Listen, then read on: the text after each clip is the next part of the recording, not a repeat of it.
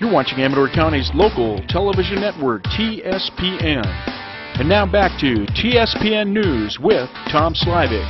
Comprehensive news, because in today's world, you need more than just sound bites. TSPN, streaming on the World Wide Web and on demand at TSPNTV.com. Hi everyone and welcome back. The Ione City Council this week will interview 3 finalists for its city manager position after initially getting 105 applications. Interim city manager Jeff Butzoff officially ends his term at the end of June, and he said the search committee whittled 105 initial applicants to 10, and the city council conducted teleconference interviews to select 3 finalists. Butzoff said it was amazing. Screening was faster than he expected. The initial stack was well over 100 applicants, and it appeared to be a daunting task. The stack was narrowed to potential candidates, then further refined to 10 semifinalists. With phone interviews, the council narrowed the list to the 3 finalists. He said 10 semifinalists were from all over the world, though one was kind of local.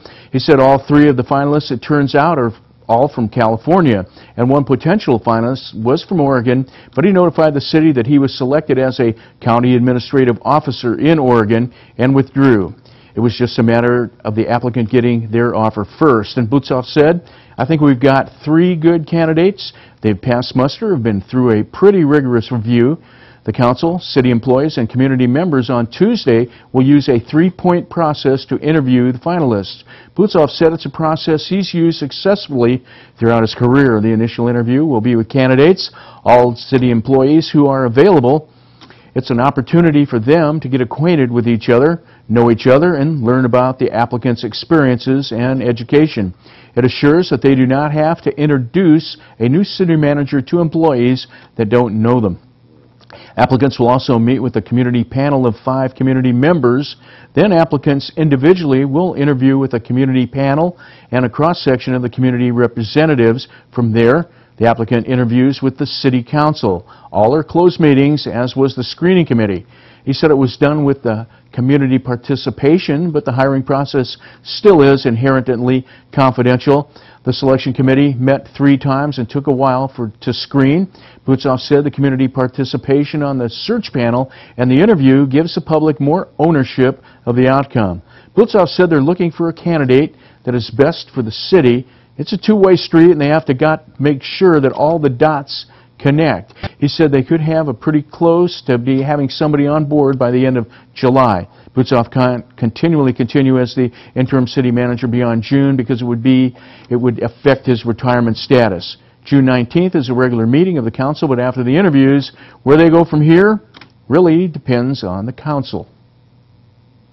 Amador County Chief Administrative Officer Chuck Iley last week answered a claim by a union negotiator that the county actually has a budget surplus. At the May 22nd budget workshop, Steve Bristow, Service Employees International Union Business Agent, said a state-mandated audit showed the county budget surplus, but agreed a final budget is a work in progress even at the end of the fiscal year, and the real end of the fiscal year is in September when spending records. Bristow said the county had a surplus carryover projected at $3.2 million by the state auditor. Bristow said, I think there was ways that we can work this out. So far, we've received nothing but positive input from supervisor. And Bristow pointed out concessions of about $1.2 million to $1.3 million that employees made over 3 years in a row. That's about a 10% concession at $1.3 million total per year. Supervisor John Plass said the board made it available to choose 36-hour weeks or go to layoffs, and employees voted to go with the former. Plass said the county deficit spending has to stop. Bristow said what you've done with that surplus was fiscally prudent. Supervisor Chairman Richard Forrester said they waited last year to let union members decide on layoffs or furloughs, and the county lost 2 months of revenue savings. He said the layoffs will help keep the county solvent. Bristow said other counties have 8 to 9% in reserves, and Amador County has a 24% in reserve. And John Hopkins, director of the County General Services, said about those reserves Bristow was talking about, there's no bucket of money, and the county does not have enough money when they look at all the projects, including some mandated capital improvement projects. Plass said 24% of our general fund budget is a pretty small number. Well, in some counties, 8% is $10 million. Iley, in a response last week, said spending $1.2 million per year, more than we are taking in, does not count as a surplus, no matter how much SEIU wants to call it that. He said the county had a carryover of $4.7 million in fiscal year 2010-2011, and they anticipate that that will shrink to about $2.7 million to bring it into fiscal year 2012-2013. He said the Board of Supervisors has been prudent in building $7.5 million reserve, but the county must defend 5 suspects in the Carbondale marijuana farm murder trial. He said the defense costs for each case could top $1 million. The state may help, but there are no guarantees. He offered to explain the audit to people and demonstrate that SEIU is distorting the facts in order to put political pressure on the board. The Amador Integrated Waste Authority recently released its plans to help businesses meet new mandatory recycling law requirements for certain commercial and multi-unit housing businesses. Amador County Solid Waste Program Manager Jim McCargue said in late May that the new mandatory commercial recycling law takes effect on July 1st. He said the new law requires businesses and multifamily complexes to recycle if they meet certain criteria. Assembly Bill 341, authored by Assembly Member Wesley Chidbro of Artica, will require all businesses that generate 4 cubic yards or more of garbage per week to recycle. AB 341 will also require all multifamily complexes of 5 units or more, such as apartments, to also recycle. McCargue said the Amador County Integrated Waste Management Regulation Authority, a joint powers authority consisting of all 5 incorporated cities and Amador County, formed an ad hoc committee more than a year ago to work on developing a program to comply with the new state mandate. He said the ad hoc committee has worked hard to strike a balance between enabling businesses and multifamily complexes to meet the requirements of the new law, while at the same time not burdening them with excessive costs of a new unfunded state mandate. All businesses and multifamily complexes that meet the threshold for the mandatory commercial recycling will receive a letter from ACES Waste Services with information on how to comply with the new regulation. These businesses will receive a 96-gallon recycling cart at no additional cost on their garbage bill. If a business or complex desires more recycling services beyond the base level, additional services will be made available upon request at additional cost.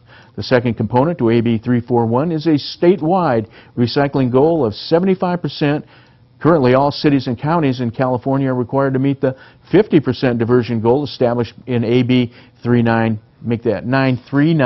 the Integrated Waste Management Act of 1989. And McCargue said the new law, AB 341, sets a new diversion goal of 75% to be achieved by January 1st, 2020. He said the Amador County Integrated Waste Management Regional Agency currently has a diversion rate equivalent to 70%. St. Sava Mission Foundation is planning a Golden Jubilee celebration in July to mark the 50th anniversary of the St. Sava Mission in Jackson. The foundation will have its annual meeting that weekend, July 7th, and plans a celebration Friday through Sunday, July 6th through the 8th. The foundation is publishing a commemorative book to celebrate the history of the mission and all that it has meant to its members, and the hardbound book will include photographs of over 50 years of summer camp, extracts from student scholarship essays about the Serbian culture and community, and greetings and dedications from the community and mission friends and supporters. The 50th Anniversary Golden Jubilee Committee of St. Sava Mission Foundation sought greetings, dedications, remembrances, and/or reminiscences and stories and photos for the book, showing and telling of special memories at the mission. The Golden Jubilee plans a $100 round-trip luxury motor coach to pick up riders at 6 a.m. at St. George's Church in San Diego, 8 a.m. at Most Holy Tothocatos Church in Irvine, 9:30 a.m. at St. Stephen's Cathedral in Los Angeles, and 2 p.m. at St. Peter's Church in Fresno. The coach will arrive in Jackson at 6 p.m. Friday, July 6th, and return to San Diego by 9 p.m. on Sunday, July 8th.